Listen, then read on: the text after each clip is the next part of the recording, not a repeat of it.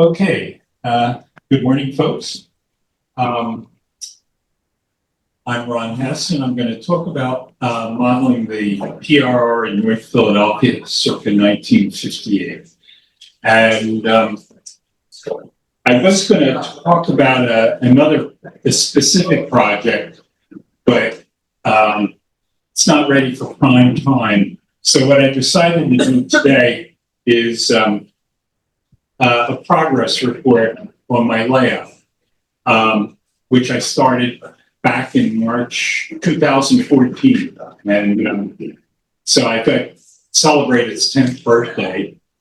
And as of December, the layout is 90% complete, although I have to say the last 10%, there's a certain degree of difficulty in that. And so I don't really expect to have the whole layout finished by 2025, but it'll be close. Okay, so my overall objective was to create a prototype layout that not only accurately depicts the PRR, which is why we're all here, but also the surrounding environment. And what I try and do is evoke, so what I want to do is evoke a sense of time and place. And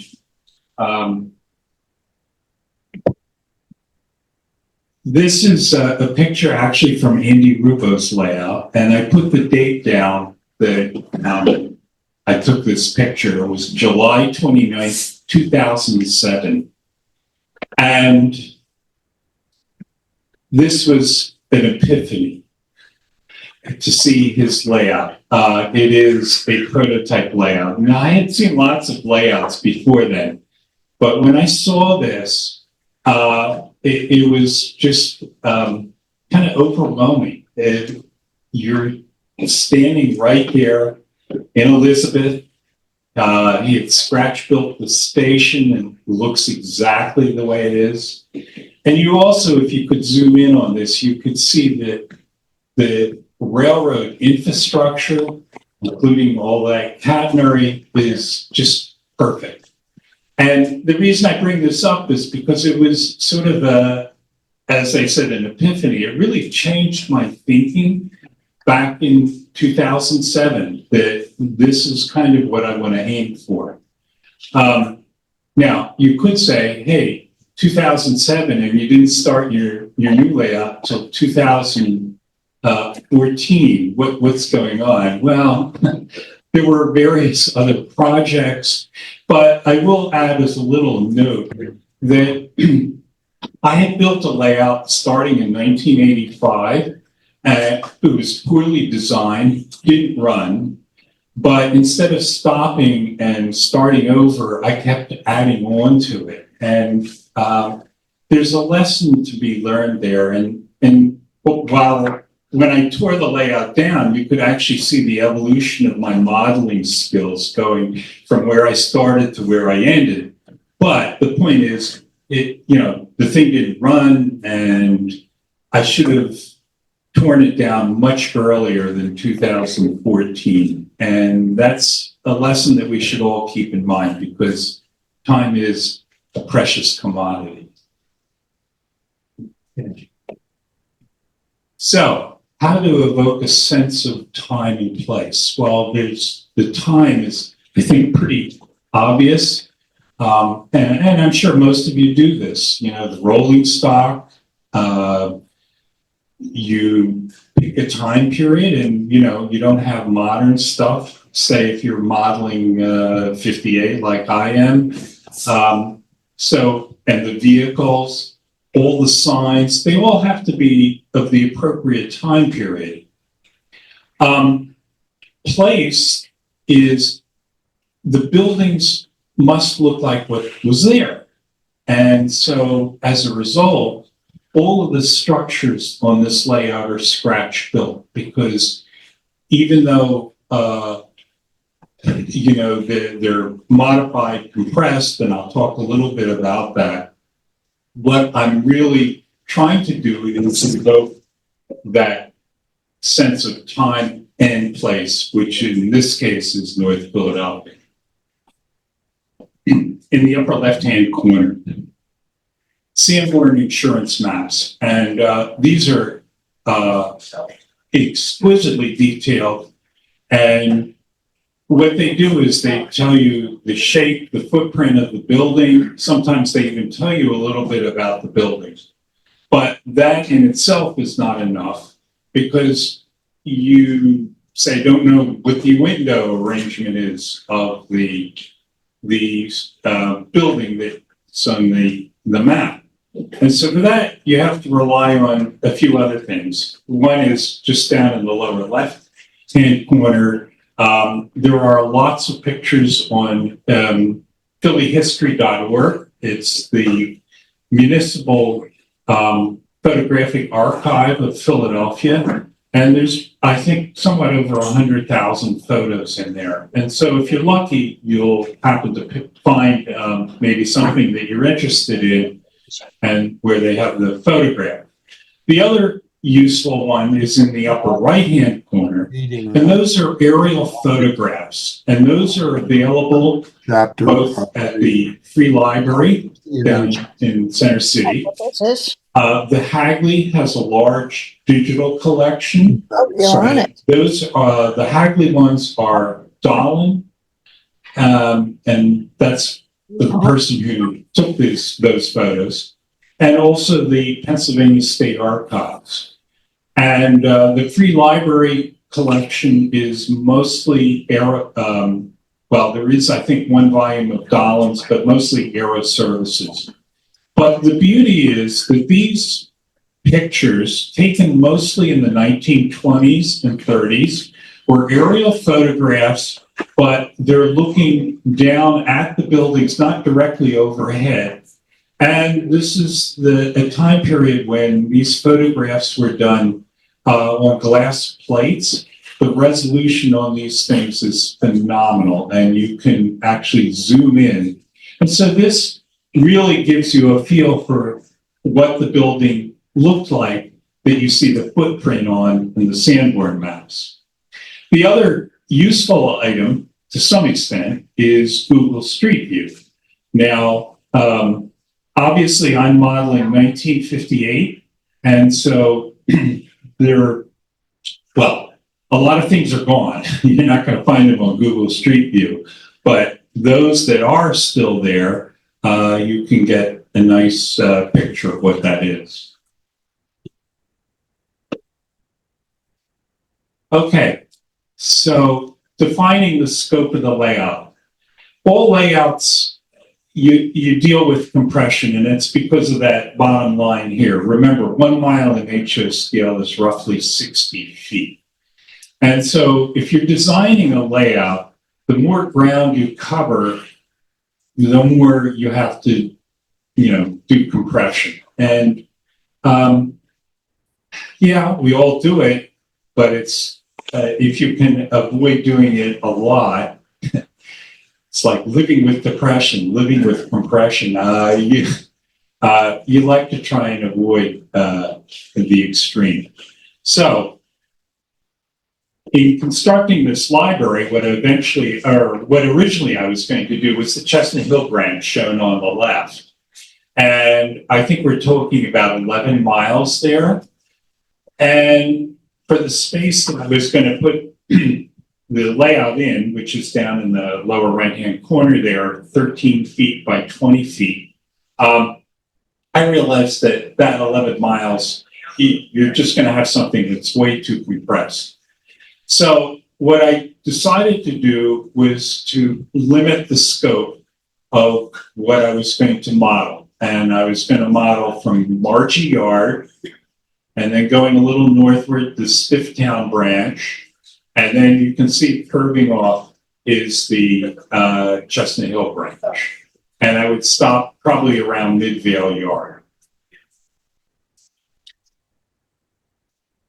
Okay, and so in a sense, this is an aerial view that encompasses the layout. So on the extreme left, there's a red arrow indicating where Margie Yard was.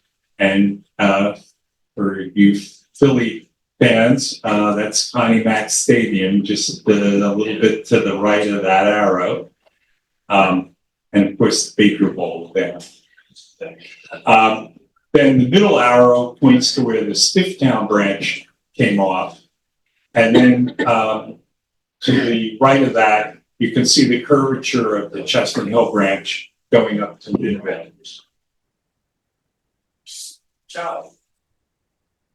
Okay, so here's March 2014. The old layout is wide.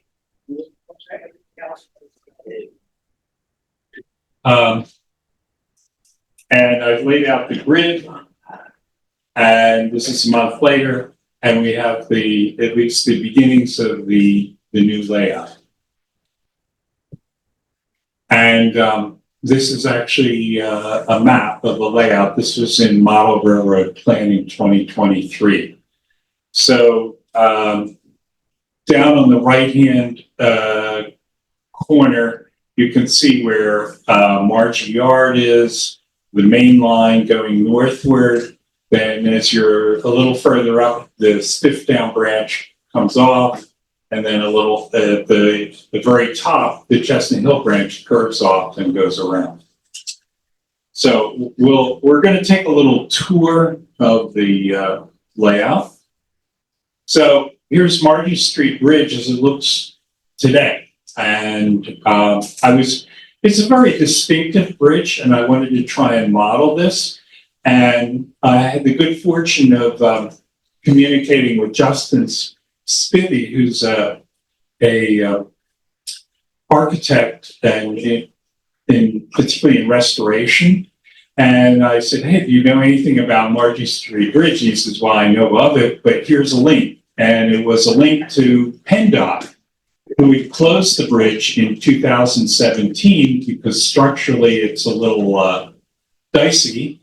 But at the end of the PennDOT report were the blueprints from 1916 when this bridge was built. And it was actually completed in 1918. I think the war effort, they slowed it up. But having those 1916 blueprints is I could then build a replica of the bridge. And so this is kind of the start of the layout and the Margie Street Bridge. Now, what I had to do, and this is because one's limited in space, Margie Yard would be actually off the screen on the bottom in the left-hand corner, but in fact, I placed it on the other side, and that's simply because of space constraints. All right. Okay, so we're going to start going up essentially the main line, and then in the foreground, I have my Margie Street Bridge. And I see there's some lettering there that says no catenary, but there is catenary there. I don't know how that got in there. But over on the left side is a Philly history photograph of 18th and Lehigh Avenue. And you can see that building the brick building there is just under construction. And it was originally American Auto Body, and they made wooden bodies for automobiles. And obviously that didn't last too long because of so then it went through a series of tenants, and the final one in 1958 was Publicker, makers of Old Hickory, and you can see the sign there on the top for Old Hickory. The building actually is no longer there, burned down sometime in the 1980s, and if you're going up the corridor, it's where the public gardens are, and there's a PRR cabin car in the middle of those gardens. Okay, the other thing coming up now, we're looking down towards the Margie Street Bridge, and what I want you to notice is that that GG1 has just passed under a very distinctive catenary bridge, and it's cantilevered. and an amazing sort of feat of engineering. And the reason it was cantilevered was because, in fact, on the right side of it, there was no place to put a vertical support for it because there was a siding that went into C.H. Wheeler. And so it's the only cantilevered bridge I've seen on the PRR. And it was pretty amazing. Again, it was victim to either fire or accident in the 1980s, and it's replaced by a very strange-looking I-beam structure that Amtrak put up. But over on the right side of the slide, you see I've modeled the cantilever bridge there, and it turns out it's very nice because the vertical support would have had to come down right where my tracks from Margie Street are coming into the main line. So,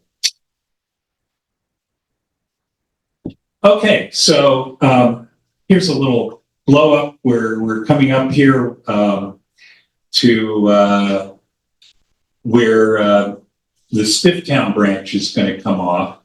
And sorry, I don't have a pointer here. At any rate,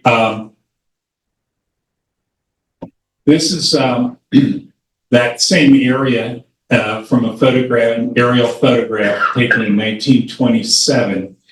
And what you see on the right is 17th Street. So remember the tracks on the extreme right are the main line, and there's a track that goes across 17th Street and then continues leftward here to Sedgley Avenue, and then a big public delivery area with an overhead crane, and that was the Stifftown branch.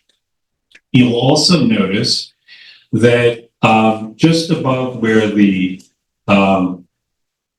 overhead crane is, there is Lindy Air Products, and there's I'm just telling you to make note, there's a gasometer there, as well as a large refrigeration thing on the roof. Okay, so here we are. This is 17th Street, and you're coming off the main line. On the left is the present day, what it looks like, Google Street View. And on the right is the model on the layout.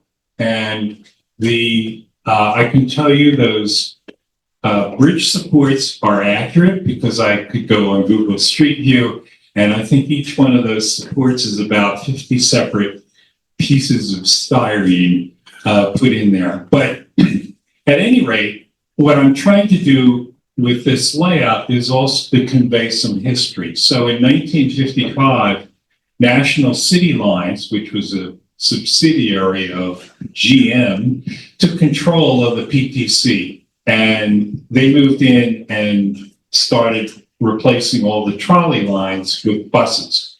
And you're looking at 17th Street. There were trolley tracks still in there, but no more trolleys. And you can see a GM bus going underneath. All right, then you cross over and you have to cross Sedgley Avenue. And here again, the little slightly different architecture of both the bridge and the supports. And, you know, because I have Google Street View, I can actually detail that pretty accurately. And an early visitor to the layout was very happy when he saw Sedgley Avenue, because he said, gee, I was part of the safety squad, and that's where we walked down to Connie Mack Stadium for safety day. Okay, and then once we're up on the Stifftown branch, on the left, Philly history photo from actually the 1960s. I believe it was 67 when that photo was taken. And you can see by then, the Stifftown branch is basically overgrown, but the overhead crane is still there. And on the right is my version of that. And in the very back, if you go to the Philly history picture, you can see C.H. Wheeler in between what was Spiegel lumber and the overhead crane, and that's what you see down here.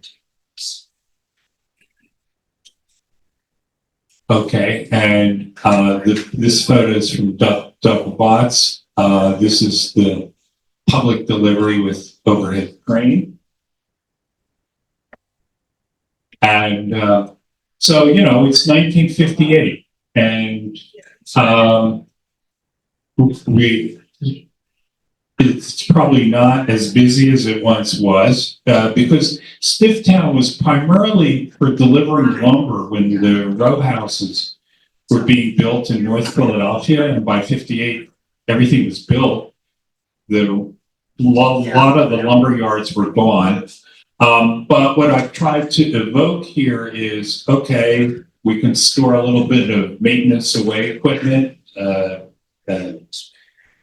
a tower car sitting there, and also notice the LCL container, now used for storage, getting kind of rusted, but in fact, that's what was happening in the late 50s. LCL was gone.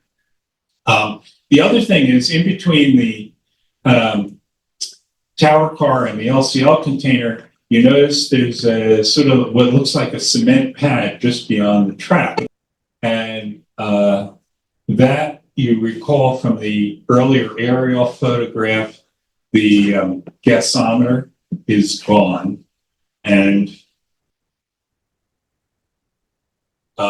this is just beyond the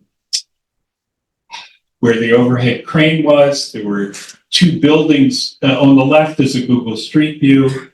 And in fact, you can even still see the track in the street. On the right side is the model. And the only difference being that in 58, that was the taller building had a flat roof. And we all know what happens on flat roofs, they leak. And you can see in the interim, they put on a peaked roof onto that. But otherwise, pretty much the same.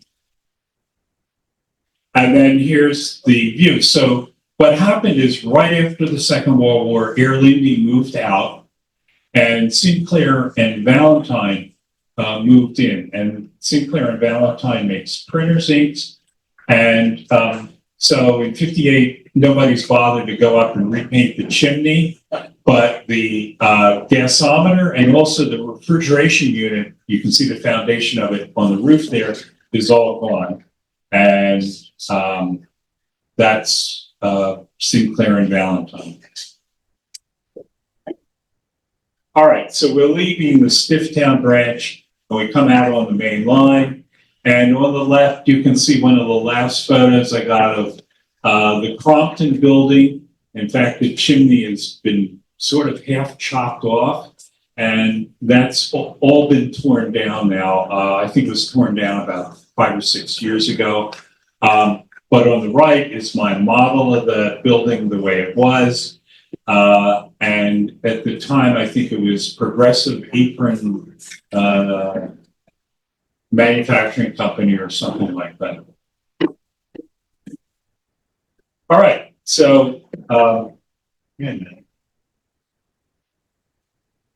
all right, so now we're going to head up the Chestnut Hill Branch. And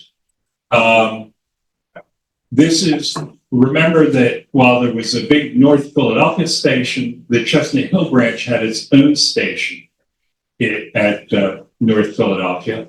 And there was a nice Keystone publication a few years ago where the plans for this station were, it's slightly compressed, but this was to allow people, say for instance, coming down from the Chestnut Hill to get off here, and on that shelter on the far side, there were steps going down and people could walk underneath essentially the main line into the big North Philadelphia station to get the train either to New York or Washington. There's also, it's very hard to see on this, but there's a catenary pole on the left there, and those are typical Chestnut Hill early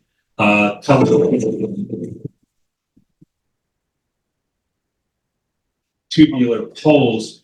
There's also a signal there, and that was scratch built for me by Andy Rubo, and it was a very distinctive signal. And what it allowed the operator in North Philadelphia to do is to control the commuter train that was going, say, up to Chestnut Hill, and he could hold them there if, for instance, a clocker was late and they knew people were going to get off and come up on that Chestnut Hill local. All right, we move a little beyond the station, and this building, which still stands today, it's totally empty, belonged to International Harvester. And in July of 1958, they moved out. They were going to move to Vineland, New Jersey. And so the sign on top no longer says International Harvester. But I also looked up, and it turns out that's the real estate agent that was handling the building at that point, and it was going to be leased. And within a year or so, Bunting that made lawn furniture moved in there, and probably people are familiar with that. And then right beyond it, again, that building stands empty today. It was the Rayburn Tag Company. Originally, it was built by Buick, and they assembled Buicks there. Because in the early 20s, Philadelphia had its own sort of mini Detroit, where Buick, International Harvester, Ford, they were assembling cars here. And it was only somewhat later than in the late 20s that things consolidated and the cars were put together in Detroit. And so these buildings weren't used for automobile manufacturing. This is a view just looking up around that curve. And you can see Pittsburgh Plate Glass Company on the right. And they had a building there. And so on the left is, of course, the building is still standing. It's on the left. It's now a recycling center. But the distinctive feature about this building was that, in fact, it had this elevated siding. And the tracks now are gone, but you see on the model on the right, that was where they would bring in, say, boxcars to get unloaded at Pittsburgh Plate Glass. I don't think they manufactured the glass there, but it was probably more or less for storage. And here you can see it with the elevated siding. And that's kind of distinctive, you know, because the Chestnut Hill Branch, you realize there are no at-grade crossings. It was all elevated. And so, for instance, this building, to have a siding there, the siding is elevated. Okay, and then moving a little further north is the Harrison Safety Boiler Works, Google Street View on the left, the model is on the right. And we get to Westmoreland, and the MP54 is obscuring a small shelter. Originally, there was a Westmoreland station. It was closed in the Depression and never reopened, and then vandalized in the early 50s. So it was torn down, and there was only a little shelter put there. And of course, the Philadelphia row houses. And it's important to show the backs because a developer would not have built row houses facing the railroad track. Pictures by Val Pastilli. And this is just an iconic feature, the corner grocery store. And you have to remember back in 58, supermarkets were few and far between, and what people really relied on was the corner grocery store. Okay, so we're moving gradually up the Chestnut Hill Branch. And so how best to depict the Bud Company? Now, Bud was at massive buildings on both sides of the track. And the question is, how do you convey this in a model where you know the space is limiting, you don't want to compress it too much, and there's another constraint that's thrown in here. And that's because I have catenary, I can't have sidings on the far side of the catenary because you don't want people with skewers reaching over catenary to try and uncouple cars, which meant that I would have to have all the sidings forward in front of the catenary, so no intervention. Okay, so what I wanted to do was, rather than just showing a building where you have a siding and say boxcars are there, I decided to try and make the building so that, in fact, the cars enter the building and it tells the viewer something about what's going on at Bud. And so this was the press plan. And what would happen is gondolas would come in with coil covers, and coiled steel would be unloaded. And you can see over here this little sign that says Lane D, pre-staging area, and where they would start to do the coils, and they would then be sent to stamping. So what this view is saying is, okay, here's the raw materials that are coming in to Bud. And I've not modeled this, but this is what happens to that coiled steel. You see it gets undone and rolled out, and you see the two guys in the back there. They've got looks like a car hood, and it's just been stamped. When you think about it, it's just an unbelievable process. I mean, that's huge, and it must have been unbelievably dangerous and noisy in there. Okay, and then once they've made their hoods or doors or whatever, they then get shipped around the bike company on this overhead conveyors. And so what I tried to do with the other siding is to show finished products going out. So these are doors and inside door panels and so forth on an overhead crane, and they're being brought to the loading dock and they're being loaded. And so what I've tried to do is educate the viewer a little bit as to what was happening at Bud. The other thing here is, I always like this because on the side there of the boxcar, it says return when empty to PRR Midvale, Philadelphia, PA. And it's trying to give people a sense of time and place.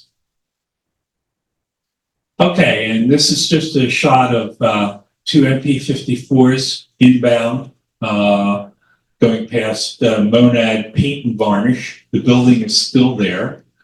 And then we're down to where the Midvale branch came off. And so geographically, I've had to flip this because it really should be, going off to the left rather than the right, but I'm not going to put a hole in my basement wall to do that.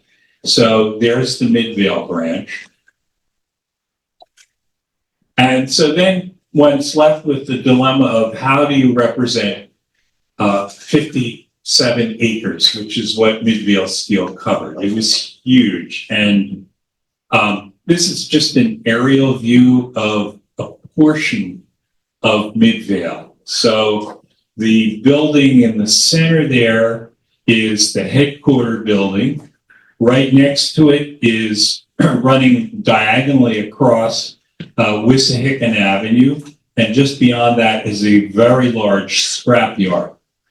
Then on the left are the open hearth furnaces that you can see up there. And so this is my rendition of the headquarters building. It's truncated, obviously, a bit, compressed. And then Wissahickon Avenue, which at that time was still Belgian block. And then just below it are the scrap yards where scrap metals being brought in for the open hearth. And this is just a shot, and you can see scrap is being brought in, And then in front, on those little buggies are charging boxes. And those charging boxes get filled with the scrap. They go into the open hearth, and the charging machine actually sticks a rod through that box, and it essentially pivots it and dumps the scrap into the open hearth for melting. So, to sort of finish up, two projects that I have to deal with. One is the dilemma of modeling steel mills. And the fact is that steel mills are huge, and compressing them into a small space, it just doesn't work. And so what my current strategy, and this is one of the projects that I have left to do, is to make the open hearth furnace. And so this is a mock-up of the what the furnace would look like. By 1958, Midvale actually had merged with Heppenstall. And in the foreground, you can see the Midvale branch is running right along there with Wissahickon Avenue. And it turns out in 1958, they just completed that new bridge of Wissahickon Avenue. And so this is looking the other way. And what I plan to do for this open hearth furnace is to have the full interior opened up like this. And that way, as you stand in front of it, you realize you're in the open hearth furnace and that it extends out towards you, rather than building a small compressed version of this, which I don't think would be very realistic. So the other thing left to do is 6 feet of catenary up at North Philadelphia. And this is clearly going to be one of my more challenging projects, because what you'll notice is on the lower left, the Chestnut Hill Branch is coming in. And there are essentially 3 crossovers, and those crossovers, the Catary Work, I did bring a picture of it, is challenging to say the least. There's tie-offs and so forth and so on. And much of that then has to be done in situ when you're, meaning you can't do this on the bench and then bring it over. You have to do the soldering of this on the layout. And so this is the stretch where it's all going to have to fit in there. So that's going to be a challenging piece of work. So some people say, hey, operations, I mean, you know, this is a big deal these days in model railroading. So this is primarily a switching layout. And in fact, there's Val Pasili switching Sinclair and Valentine. And that I have very few figures on this layout, in fact, 3. And there's a little guy that's standing right down there in front of Sinclair and Valentine. And that's in honor of Val, because the first time he came down to see my layout, he said, you know, I was in that building with my dad when I was 15 years old, and there were these huge vats of ink. So in honor of Val, I've put that figure there. But the other point here is that it's a switching layout, and I would suggest people take a look at the perspective piece by Lance Mindheim in the latest RMC, where you know, we're in a day and age of huge basement layouts, multi-decks, and then one has switching layouts. And what Lance suggests is that people like myself stop using the words just and only, and I substituted primarily a switching layout. The other thing about the switching are are these two fellows who came, they wanted to take a look at the layout. They are Sean Dustman on the left and Jose Sanchez on the right. These are septic conductors. Each of them have about 30 years experience. And they came to look at the layout, and after they looked at it for a while, I said, well, do you want to run some trains? And they said, oh, sure. And so I had a little switch list made up for them. And the first thing, so Sean was the engineer and Jose was the conductor. And the first thing they did was they turned to me and they said, you know, this is 1958. We didn't have radios back then. And so they went through the whole switching thing using hand signals, which was just tremendous to watch. And I thought it was really great. And, you know, you think this is a relatively modest size layout, but it will take you 2 hours to do a very, the switching on the layout. But they did admonish me for one thing, and that is that Sean would try and call the operator in North Philadelphia to get clearance to say, leave the Stifftown Branch and go out on the main line. And that would have been done by phone. And so the week after they left, I scratch built these phone boxes, and they are placed at the appropriate point, leaving Margie Yard, leaving Stifftown, and the industrial running track up to Midvale. So with that, I wish everybody a happy holiday. And this is 16th in Cambria, 1958, and the trees are $5. Thank you. Any questions from the audience? I have one here. I can yell. Hey, Ron, what size turnouts are you using in this height environment? Number 6. All 6s? Yeah. Question was what size turnouts, and the answer was number 6s, just for folks on the call in case you couldn't hear. Oh, we have another question? Yeah. How long did it take to build that layout? How long did it take to build the layout? Yeah. I'm 10 years in. You have a jig for your cat holes? The cat? Here. Well, okay, so the Catary poles are one thing in themselves. So the Chestnut Hill Branch is all tubular. And then last year I talked about the ones that are on the main line, which are a whole different breed of catenary poles.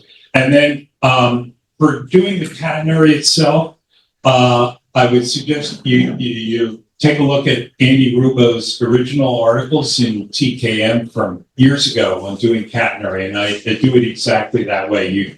You have a board and you lay out your messenger, your auxiliary, and your trolley wires, and then you do all the soldering on those boards, for the hangers and things like that. And then you take that piece and take it over to the layout and start putting it onto the poles. Now, the problem with the crossovers is you can't really do those in a sense on a bench. That comes later when you've already got all the rest of the catenary hanging up there. So, and there's a lot of detail there that, you need to put in. Anything else? Okay. Yeah, Vince Jakubowski here. I just wanted to make a comment. That layout of yours is beautiful. If I remember that from the late 70s, and everything seems to be so accurate there. But anyway, concerning that odd-shaped signal you were talking about at the east end of the platform at North Philadelphia and the Hill West Branch, that was an interlocking signal that actually protected a trailing point crossover. And I noticed that crossover wasn't in your model, but that was the purpose of that signal. And they wouldn't use it to hold you there because you could maybe fit 3, maybe 4 cars in between that signal and the interlocking signal behind you. If you had a longer train, you'd be hanging out in the interlocking, and they couldn't display any signals or throw any switches with you hanging out in there. And the other thing is that the Pittsburgh plate glass, and when I was clerking at Frankfurt Junction in 1978, we called that Victor Kasky, if I remember right. And that's all I wanted to say. Thank you. So I do see there's another question online here in the chat from Bill in Dover, Delaware. How did you decide what to model when you started your layout? Was it close to an old home area, or did you think that there was a lot of operating possibilities or what? I guess I'm just a Philadelphia fan. I used to take occasionally the Chestnut Hill Branch down to Philadelphia, and so it seemed like a good area to model. Well, thank you again, Ron. Fantastic presentation.